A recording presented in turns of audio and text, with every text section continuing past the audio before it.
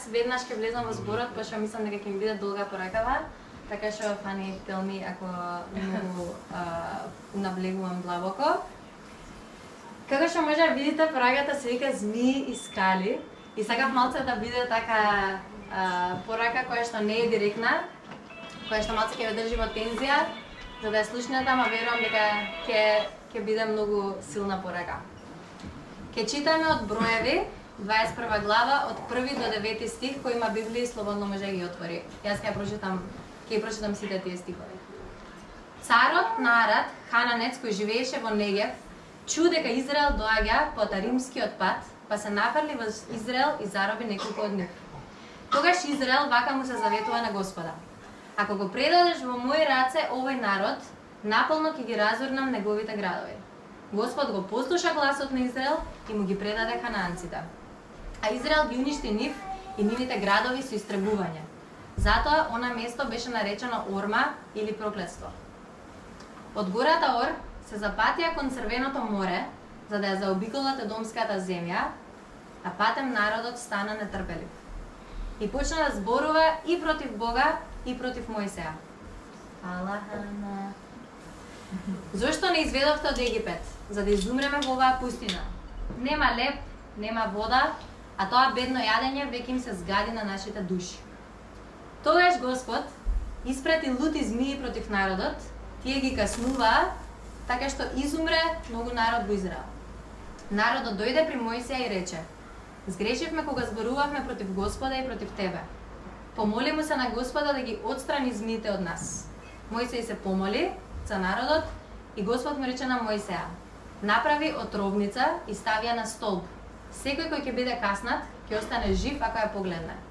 Мојсеј направи змија од бронза и ја постави на столб, и кога лутицата ќе каснеше некого, ќе погледнеше во бронзената змија и оздравуваше.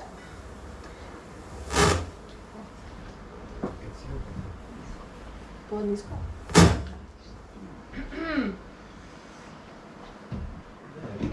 Мислам дека сега ќе биде добро. Јас сакам секогаш да почнам од почетокот на приказната и сега ќе ви дадам едно сиже за каде во моментов се наоѓа Израел и зошто толку многу се жалат. Бог на чудесен начин ги ослободува израелците од Египет. Преку Мојсеј, неговиот брат Арон, тој прави чуда во Египет пред фараонот, за фараонот да му даде до знаење дека не треба да си игра играчки со Израел, тоа е Божји народ и дека треба да го пушти. Бог го повикува Мојсеј таму каде што го наоѓа Мојсеј преку огнената грмушка и му вика: ти ќе ми бидеш моја десна рака преку кој што ќе правам чуда и Египет израелците ќе ги избавам од робство. По многу долга борба со фараонот не гел да се даде, фараонот најпосле ги пушта, им вика: ајде благослов, веќе не ќе Бог све да ме уништува, ве пуштам да одите во вашата ветена земја која што Бог им ја ветува. Тоа е целата поента. И целото патешествие трае некои 40 години, кај што израелците патуваат низ пустината заедно со Мојсеј и Арон накај својата ветена земја.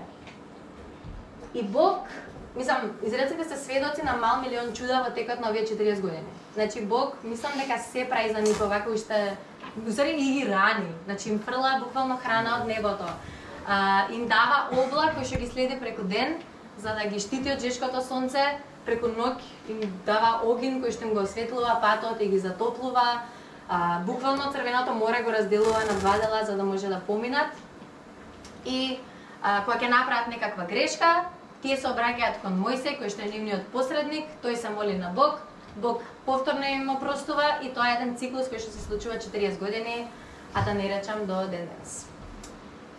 И сега во воведот можеме да видиме, не знам дали и го ја свативте приказната, ама ќе ја сватите во наредните, се надевам 30 минути.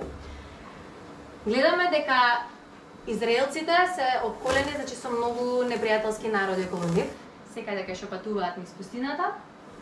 И Бог, овие ханаанци за кои што израелците викаат Бог дај ни ги во раце, Бог вика еве ќе ви ги дам, не се ни буни. И набрзо после тоа израелците пак се жалат, пак кенкаат, пак се незадоволни, пак се нетрпеливи и пак му се жалат на Бог.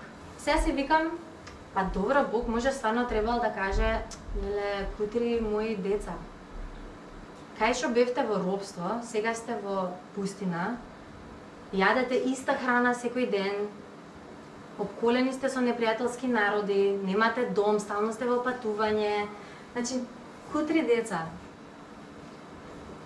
Не го прави Бог тоа, туку Бог им испраќа змии да ги искасаат и да ги убијат. И јас ја читам приказнава и си викам, што е поентата? И кога израелците сваќаат дека направиле грешка со тоа што се бунтувале против Бог и зборувале против Бог и Мојсей, бараат од Мојсей да ги тргне змиите. Добра Боже, не ги прати, ај се тргни ги, земи ги, уби ги. Но Бог прави нешто многу интересно. Му заповеда на Мојсей да изгради бакарна змија, значи да изгради змија, нешто од кое што тие се плашат, да го постави на столб и секој кој ќе погледне во таа бакарна змија ќе биде исцелен. Не знам како на вас ви изгледа приказната, ама мене беше многу бизарна. И за да имаме една комплетна слика за тоа каде се наоѓаат израелците и колку биле на број, зашто се сеќам кога бев мала и ја читав приказната, јас се замислав, не знам, 1000 луѓе максимум и тука сите така си одат сите. Всушност тие биле околу 2 милиони народ, значи колку цела Македонија. И замислете колкаво пространство на земја тие опфаќале, бидејќи биле 2 милиони народ. И сега си замислувам, добро, тој столб кој што да речеме бил тука со змијата на него, е тука. Ма јас ако живеам 20 километри оддалечен од ова, не го гледам. Така што ако мене некоја змија ме касне таму, јас треба да допешачам, мислам, ова решение кое што Бог го нуди на израелците е многу радикално. Малку нема поента ако само така го прочитаме надвор од контекст. Но, сега ќе дадам до насловот на мојата проповед, може да пуштиш сликата. Сара. Постои една игра, друштвена игра, која што датира уште од античка Индија. И, значи, поентата на играта е дека од точка А треба да стигнеш до точка Б, што е последното ниво, измеѓу имаш некои препреки и победникот е тој што прв ќе стигне. Сега оваа игра ја создале со цел на најмладите, на децата, да им прикажат што им носи животот на илустративен начин. Па така, ако стапнеш, пример да речеме на ова поле, кај што има уста од змија, таа ќе те голтне и одиш неколку нивоа подоле. Значи се враќаш наназад. А ако стапнеш, да речеме тука на петка, вуп, одма те носи скалата нагоре. И што сакале индиците со тоа да им објаснат, е тоа дека ако правиш лоши работи, кај змијата, ќе те голтне и ќе одиш наназад во животот. Ако правиш добри ствари, ќе се качаш на скали и само ќе тераш напред и тоа е поентата на приказната. И јас до негде, може да се тргне сликата, да не одзема внимание. Иначе многу интересна игра стана, ја има и онлайн. Многу слично е и со нашиот живот. Причината поради која што Бог не ги трга змиите од израелците, била најверојатно за да им каже дека змии секогаш ќе има. Дека змиите не престануваат вие од кога излеговте од Египет. Односно, можеби вашите змии во Египет беше робството во кое што сте. Сега змиите им се пустината, немањето доволно храна, но би рекла најголемата змија е нивната недоверба и непослушност кон Бог и кон неговата волја за нив. И се прашам колкумина од нас денес се наоѓаме во тој ист мајндсет. Општо, мислам и светот и црквата денес е пресатуриран од змии. Сегде кај што и да одиш, онака треба да пазиш да гледаш да не стапнеш на змија, за да не те голтне, за да не отидеш наназад со животот. И колкумина од нас очекуваме, и јас се зборам мислам и за самата себе, дека Бог константно ќе прави чуда во нашиот живот, но не било какви чуда, туку чуда кои водат до местото како што ние сме си го замислиле дека тоа треба да биде. На што мислам со тоа? Израелците очекувале дека сега Бог ќе воспостави повторно Едемска градина, совршен свет. Дека сега Бог ни извади од робство, значи сега повторно ќе се воспостави место кај што нема да има змии, ќе има само скали. Од тука, all the way up. И читав една интересна статија во врска со ова, за еден кој што ја пишува статијата, пишува статија за една конференција на која што бил, која што е организирана од група луѓе кои што се викаат ефективни алтруисти. Дефиниција за алтруист е несебичен човек кој што сака да прави добро за човештвото и за другите и несебично тоа да го дава за светот. Ова организација се состои од мислителите на овој свет, значи научници, медицински лица, филозофи. И целта нивна е да го изнајдат најефективниот и најмоќен начин за да го донесат светот на подобро место. И сега писателот раскажува за неговото искуство на оваа конференција, кај што имало многу различни тематики на кои што збораат, да не навлегувам во тие полемики. Но една тематика се провлекувала низ сите разговори и предавања на кои што тој бил. Без разлика дали зборел со научници, филозофи, лица кои што пробуваат да го подобрат светот, кога ќе станело збор за страдање, тоа предизвикувало буквално кршење кај самите луѓе. Бидејќи овие научници, филозофи кои што се полни со знаење, кои што толку се стремат светот да го донесат во една зен состојба кај што нема да има страдање, воопшто не ми сватлив поимот како може да има страдање, и покрај толку добро што се трудат да прават, страдањето се уште постои. Дури едни научници презентира една идеја, за како дали ќе може, ако страдањето е атомско нешто, дали тој атом ќе може да се уништи и комплетно страдањето да се отстрани од светот. И прашањето беше дали тогаш и светот ќе се уништи. Односно, дали страдањето треба да биде дел од светот. За жал, црквата, верувам дека има попримено малку од овој начин на размислување. Ние како христијани се водиме по премисата дека Бог ни ја дал земјата за да створиме небо на земјата. Да ја створиме пак едемската градина на земјата. И затоа постојано како христијани прескокнуваме, значи бегаме од змии, бегаме од моменти кај што може да се соочиме со нешто страшно, постојано бараме скали, бараме нешто добро, и во некоја секуларна смисла тоа има многу логика. Секако бегај од страшните раб, бегај од змијата, тоа е природно, тргни се, не се доближувај, тоа не е за тебе. Оди само кај што има скали, оди само по патот кој што е можеби малку полесен. Но Бог, да се навратам на приказната, мислам дека насликува една многу интересна слика со тоа што го представува. И сега да не ме сватите погрешно, ултимативната порака на оваа приказна е дека таа бронзена змија го представува Исус, тоа е преслика на кој ќе биде Исус, дека го победи гревот, и ако погледнеме на него, ќе ни биде све простено. Но во оваа приказна има многу поуки, а тоа е дека лекот за змискиот отров е змија. Лекот за болката е повеќе болка. Лекот за стравот е повеќе страв. И колку бизарно и ова да звучи, ви ветувам дека е вистина. Бидејќи тоа не доаѓа да размислуваме за еден многу битен принцип во христијанството, во кој што мислам дека не го гаиме и не го култивираме, а тоа е поимот соочување. Соочувањето би рекла дека е еден од најважните принципи и поими во животот на еден христијанин. Поради гревот кој што бил дозволен преку Адам и Ева, змиите се станати дел од светот, на нашата реалност. И Бог вика, нема да ги земам змиите и нема да ги тргнам. Тие се реалност заради гревот, постојат. Тоа е лошата вест, дека тие постојат.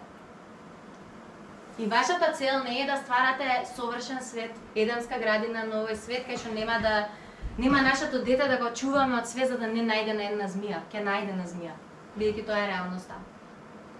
Но нашата цел сега во овој свет денес е да се стремиме со силата на Светиот Дух, Божиот збор, Божиот народ, да научиме да живееме во сила и праведност во ваков паднат свет, каде што ние ќе вдееме во Божиото присуство и ќе го унапредуваме Божиото царство. Соочувањето, за жал, е најчесто пропратено со многу болка, со многу страдање, со многу искушенија, ама е неизбежен дел од животот на секој христијанин. И се запрашав, добро, зошто Бог тогаш, кој е сезнаечки Бог, и ете сгрешили Адам и Ева, зошто дозволил да продолжи човештвото да постои? Мислам, стварно малце нема логика. Ама има логика. Поради тоа што Бог ги остава тие змии, ама ни дава противотров за тие змии. Бог ни дава нешто кој што тие змии ги трансформира од змии во скали. Како обични луѓе, секако имаме тенденција да бегаме од змии и од, мислам, кој човек гледа змија како да е погалам. Бега, што ти е инстинктно, бидејќи се плашиш од змии. И многу често тие змии всушност се работите со кои што треба да се соочиме. Тоа се најчесто нашите проблеми, нашите зависности, нашите карактерни особини, нашите врски со семејството, со пријателите, со црквата, нашите гревови, нашата грешна природа. Тоа е многу тешко да се соочиш со стварно вистинската слика за тоа кој си ти. Соочувањето со себе, колку често бегаме од реалноста, бегаме од тишина, бегаме од моментот да станеме сами со себе, бидејќи не ќеме се соочиме самите со себе. Едно од најтешките е да се соочиме со Бог, со вистинскиот Бог. И сето ова што го набројав, сите овие аспекти на соочувањето се многу тешки, ама знаете што друго е тешко? Да бегаш од соочување. И тоа е многу тешко. И поради овој страф од соочување со змијата, имаме тенденција да создаваме живот кој што ќе се врти само околу границите на она што не е познато, на она кој што самите со себе сме сигурни и на она кој што Бог веќе ни го докажал. Многу често Бог одново ни покажува да тука сум во таа ситуација, тука ќе бидам и тоа ни е безбедно место. Се надвор од тоа е непознато, е страшно, надвор од нашата контрола, надвор од нашата комфорт зона. И најстрашното нешто е што создаваме ефект на стаклена градина, каде што мислиме дека имаме се што ни треба, а всушност ние само зависиме од она што стаклената градина ни го дозволува да зависиме, а не зависиме од Бог и Неговиот Дух. Се прашувам дали Бог тоа го сака од нас како христијани. Дали само се стреми кон безбедност за нас? Мислам дека не. И си направив една равенка во мојата глава.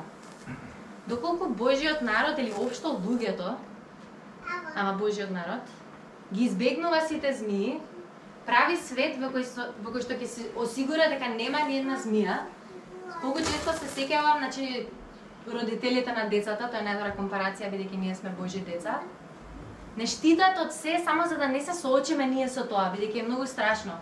А всушност полошо им време на децата. И равенката е доколку ги избегнуваме сите змии и правиме свет во кој што ќе се осигураме дека нема да не идеме на змија, змиите ќе се котат уште поише, ќе се зголемуваат во број, ќе завземаат се поголема територија, а христијаните наместо да чекорат врз нив и да се борат, те само ќе се повлекуваат во нивните стаклени градини и после знаете што, нема да има простор ни за скали. Нема да има простор ние ни да излеземе и да ја гледаме скалата, бидејќи има змија и ние не знаеме како да се соочиме со неа. И тоа е лошата вест. А добрата вест е, преку смртта на Исус, која што е веќе направена, ние добиваме нешто кој што се вика авторитет. Како учесници во Божјото семејство и царство, нам ни е ветен, и не само што ни е ветен, туку ни е веќе даден тој авторитет. Авторитетот ја вклучува заедно Божјата волја, Божјата сила во нас, преку која што ние можеме секоја змија да ја претвориме во скала. Односно, секоја болка која што ќе ни биде нанесена од таа змија, да ја трансформираме во процес во кој што ние ќе пораснеме, процес во кој што ние ќе се зајакнеме, процес во кој што нашата вера нема да се темели само на работите во стаклената градина, туку ќе се темели вистина вистински на Божјата вистина. Авторитетот е нешто кое што била точка пресвртница и за првата црква. Тоа што Бог им го дава на првата црква. И ова верувам дека не го слушате прв пат. Ама јас како дете го слушав ова и го разбирав на некој начин, ама не ми беше јасно како да стигнам до тој авторитет. Значи, ако авторитетот ми е нешто дадено, јас не знам како да живеам во авторитет. Во мојата глава тоа ќе си правам. Добро, секој ќе го видам тој човек, ќе се соочам со него, ќе му кажам. Добро, и одам и ми опаѓа цела сила и јас сум повторно без авторитет, повторно ќе се повлечам и нема да ја решам таа ситуација. Како да почнеме да живееме во тој авторитет? И за полесно да илустрирам оваа поента, ќе земам за приказната за Исусовото искушение во пустината. Никол претходната недела ни збореше за Божјата проповед на гората, што е веднаш доаѓа по искушението на Исус во Матеј 5 глава. Ова е во Матеј 4 глава, но во интерес на време нема да ја читам, само ќе ви ја раскажам. Исус, воден од Духот, оди во пустината, е донесен од Светиот Дух, и таму 40 дена пости, значи не јаде, не пие, и на последниот ден сатаната го сретнува и почнува да го искушува. И тука има 3 сцени кај што сатаната го искушува Исус. Првата сцена е ѓаволот му вика: "Штом си ти синот Божи, ајде овие камења претвори ги во леб." Исус е гладен 40 дена. Исус се спротивставува на тоа. Втората сцена е сатаната што му вели: "Ајде, го носи на највисоката точка од храмот и му вика: "Ајде, штом си Божи син, фрли се од овде, заповеди им на ангелите да дојдат и да те спасат." Исус повторно му се спротивставува. И третото искушение, кое што всушност и на најдобар начин го објаснува кој е ѓаволот и што тој сака, е кога ѓаволот му вели на Исус: "Еве ти покажувам сите царства, све ова ќе биде твое, само ако ми се поклониш и ме прославиш." И Исус веќе трет пат му се спротивставува, сатаната го остава, ангели доаѓаат, го напојуваат и го припремаат за да ја почне всушност Исус својата служба. И сакам да се фокусирам на 2 елементи од оваа приказна. 2 елементи кои што ни даваат увид за тоа како може да дојдеме во допир со тој авторитет кој што Бог ни го дава. И првото нешто е Божјиот Дух. Ако приметивте или ако приметите, прочитајте си ја дома приказната во Матеј 4 глава, е дека Исус беше воден од Светиот Дух за да дојде во пустината. Значи Светиот Дух, Божјиот Дух, е виновникот зашто Исус воопшто дошол во пустината да биде искушуван или тестиран од сатаната. Светиот Дух е испратен на земјата да биде нашиот водич, нашиот утешител, оној кој што ќе ни дава надприродна сила. Светиот Дух е тој што ни дава откровение од Бог, оној кој што ги манифестира даровите на Духот, оној кој не оснажува и не освежува. Светиот Дух, како што кажав, е пресвртница за првата црква, за која што читаме во Дела апостолски. Светиот Дух го на место кое што навидом изгледа дека Бог никогаш не би испратил човек на такво место. Зошто Светиот Дух би те однел намерно на место да страдаш? Нема логика. Но Светиот Дух го носи Исус во пустината за да го ојакне и да го исчеличи, за да го претрпи страдањето кое што тука што му следува на Исуса, а тоа е смртта на крстот и воскресението. Светиот Дух многу често е непредвидлив и не води на места каде што сака да не соочи со змиите или со змијата. Пред Бог да те издигне јавно, најчесто ќе те сокрие, ќе те однесе на пусто место, ќе те однесе на место каде што не можеш да зависиш од ништо друго, освен од самиот Бог. Буквално ќе те изгладни, како што беше случајот со Исус, ќе те однесе до место каде што буквално нема ништо, има само песок, небо, толку ти се спојува небото и земјата. Место каде што ќе се соочиш со змијата. Може би една змија која што треба да ја победиш, да пречекориш. Може би е змија која што постојано се враќа и затоа може и Бог постојано ќе те носи во ист таков циклус за ти да можеш да преминеш и да ја победиш таа змија. И сето ова го прави бидејќи секој однос мора да биде лично изграден со Бог. Бидејќи Бог е личен Бог и има автентичен план за секој еден од нас. Па на ист начин сака автентично секој еден од нас да не изгради и да не спреми за следното ниво, да не спреми за следната змија.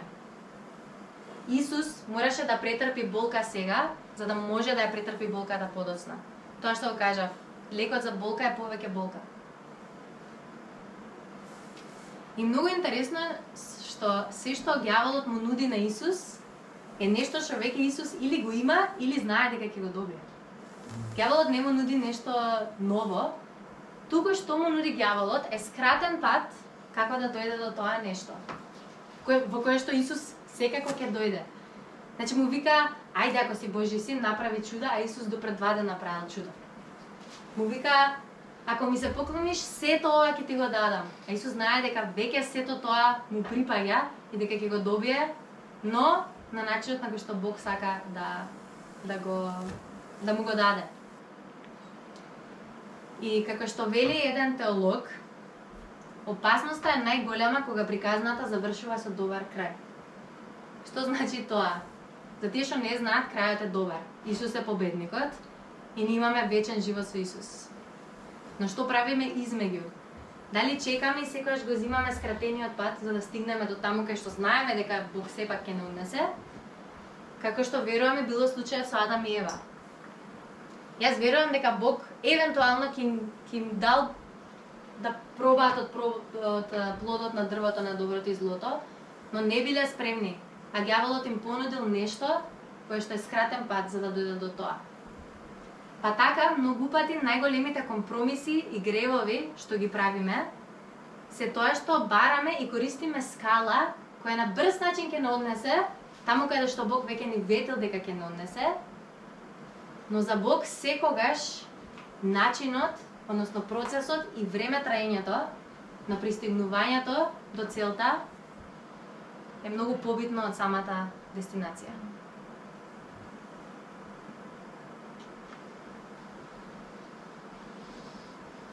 Второто нешто, кое што сакам да го извадам како поука од оваа приказна, а за да ни биде увид за како може да пристапиме до тој авторитет, е Божјиот збор. Библијата, Словото. Сатаната го користи Божјиот збор во процесот на искушувањето на Исус за да го измами, а Исус му враќа исто со Божјиот збор и сега кој е во право? Исус е во право. Бидејќи тој го користи зборот во вистинскиот контекст во кој што е напишан. Божјиот збор, односно вистината, е најдоброто оружје против лаги. Каков благослов е да имаме опиплив збор на кој може да се ослониме, кој што може да се спротистави на змиите, односно лагите кои што се околу нас. И често нашето соочување со змиите е невозможно поради лагите со кои што сме биле хранети цел живот. Дека ние немаме сила, дека ние не можеме ништо, дека моментот кога ќе поверуваш во Бог и ќе се крстиш, тука престанува се. Сега одмори, само чекај да умреш, чекај Бог пак да се врати, чекај. А колкава сила има во Божјиот збор за да се спротистави на самиот ѓавол. Сакаме чуда, сакаме да газиме врз глави на змии, сакаме Бог да ни помогне, а Библијата ни фаќа прашина дома. Зборам прво и основно за себе. И како ќе очекуваме Бог да ни помогне кога Бог не го ни познаваме? Бог е откриен во сета негова слава, толку колку што на нас ни е потребно во Божјиот збор. Нешто што веќе го имаме. И колку повеќе го читаме Божјиот збор, толку повеќе го разбираме Божјиот збор, бидејќи Божјиот збор го објаснува Божјиот збор. Словото си го објаснува Словото, како што Никол кажа прошлиот пат. Тоа е линкувана книга кај што Стариот завет зборува за Новиот завет, зборува за иднината, зборува за минатото. Се е хаос, а е толку всушност совршено обмислено. Колку повеќе го читам Словото, толку повеќе се хранам со вистината и толку полесно ги заменувам лагите со вистина. Колку повеќе читам за Бог, толку повеќе сваќам кому му припаѓам. Ако не го знам Бог, ако не сум свесна за неговата сила и за неговата моќ, како ќе се спротивставам? Како?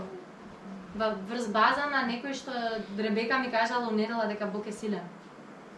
Не, тоа мора да се искуси лично и автентично. Колку повеќе го читам Божјиот збор, добивам стравопочит од Бога. И кој човек се бои од Бог, не може да се бои од ништо друго. Колку повеќе го читам Божјиот збор, сите останати зборови кои што не се од него, едноставно изветреуваат, веќе не ни допираат. Не знам дали сте биле во овој процес за кој што ви зборувам, но знам за мене лично дека кога сум некои зборови или погледи од некои луѓе, мои несигурности, кога ќе поминам низ моментот на пустината, кога ќе научам како да таа змија претворам во скала, истите тие работи кога пак ќе се случат, мене не ме ни дотакнуваат. Буквално. Значи, сум на скроз друго ниво. Знам кој е Бог, знам кој сум јас. Колку повеќе знам кој сум јас во Бог, толку повеќе почнам да влегувам во сезоната на победа, а не во сезоната на огорчено страдање.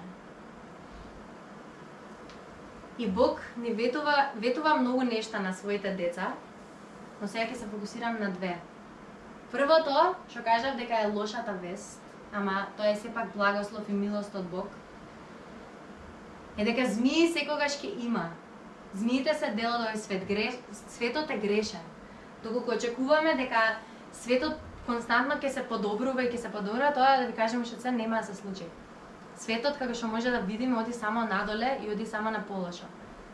Но што по-темно е, толку светлината посветла е и толку повеќе може да се види.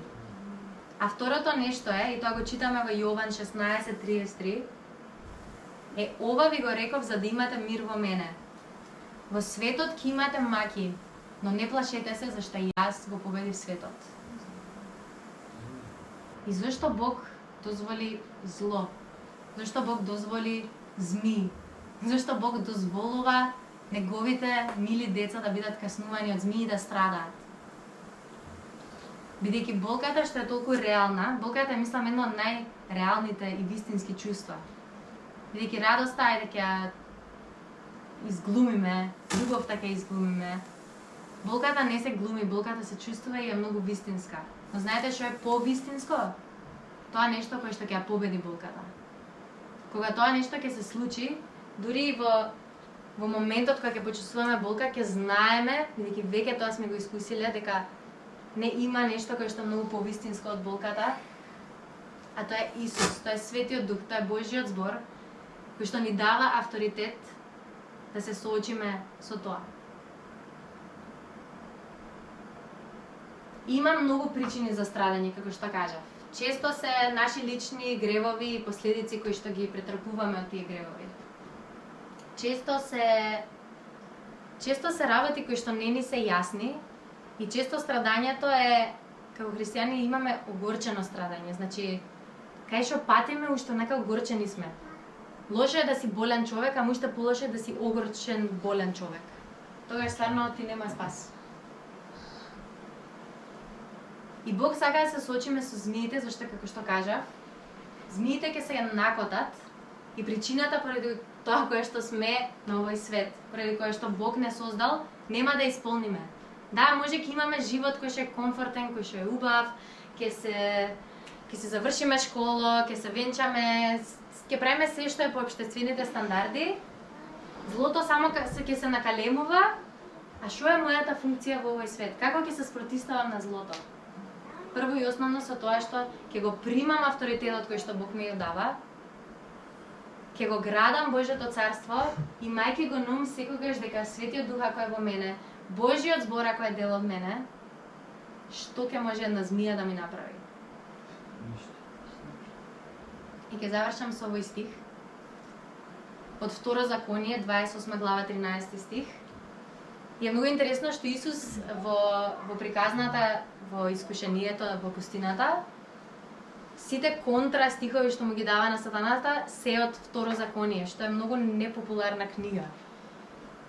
Но вели, и ова сакам да биде како пророчки зборови за оваа црква и ушто за црквата во Македонија, кај што вели: Господ твојот Бог ќе те направи глава, а не опашка. И да бидеш само на високо, а не на ниско. Ако ги пазиш заповедите на Господ твојот Бог, што ги заповедам денес, да ги почитуваш и исполнуваш, и ако не отстапуваш од сите зборови што ти ги заповедам денес, ни надесно, ни налево, и ако не тргнеш по други богови за да им служиш, ќе те направам глава, а не опашка. Ако сте тука денес и веќе ви е преку глава од тоа да не можете да направите одлука, се соочите со змијата, кој што може би постојано ви се вртка, не може да се отарасите. Ќе ми тргне во животот, ќе се качувам по скали, туп стапнам на змијата, пак одам назад.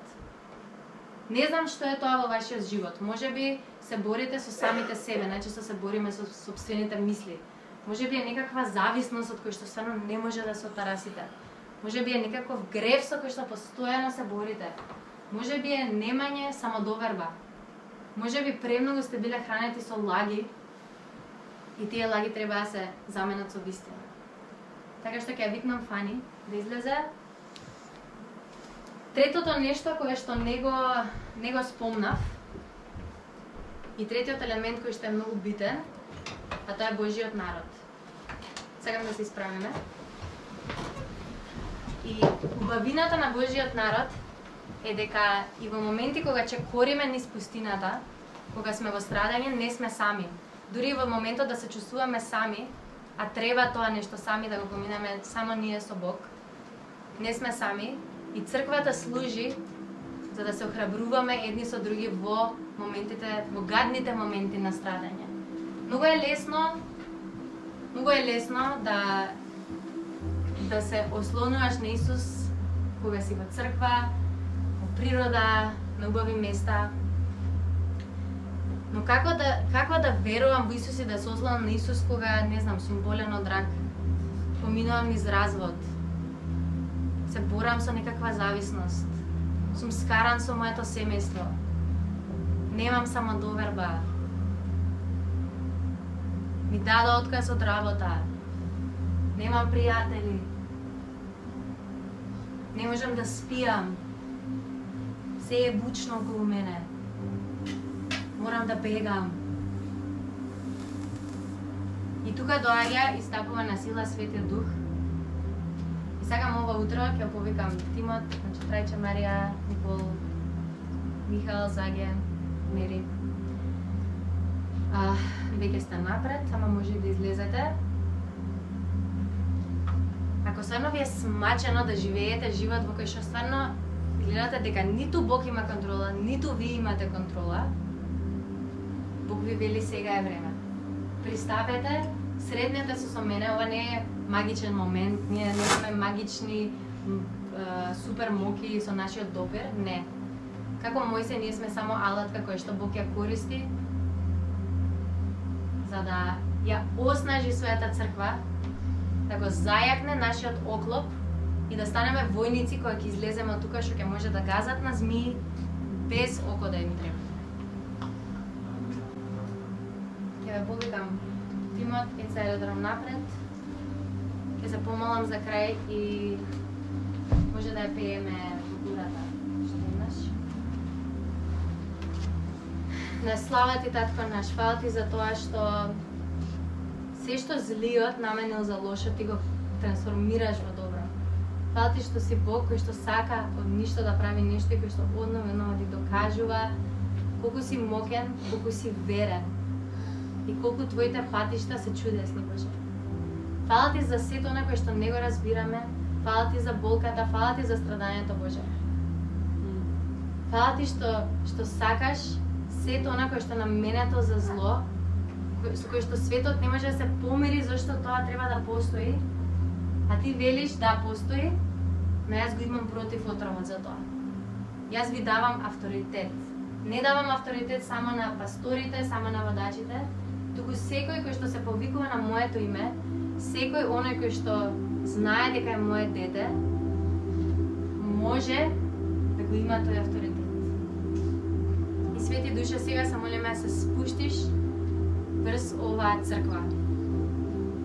Да се спуштиш со сета своја слава, со сето свое откровение за тоа кој си ти, Бог семоќен, Бог цар, кој што е цар над земјата, цар над змиите, цар над темнината, цар над сето она со кое што ние како луѓе сме преслаби да се соочиме, но поради Твојот дух успеваме, се бориме и победуваме. И фала Ти за тоа, Исусе.